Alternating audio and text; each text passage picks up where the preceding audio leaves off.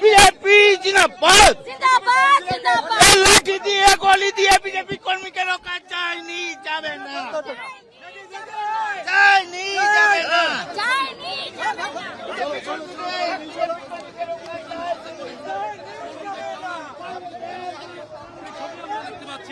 বিজয়দা কি বললেন বল দেন বিজয়দা কি বললেন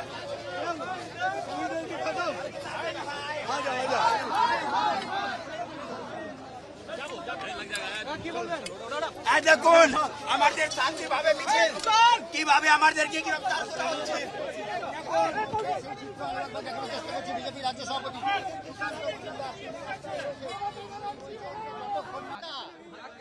শান্তি নেই, গুলি চলছে, মানুষের দৈনন্দিন জীবনের রোজগার নেই, ভয়ঙ্কর অবস্থা।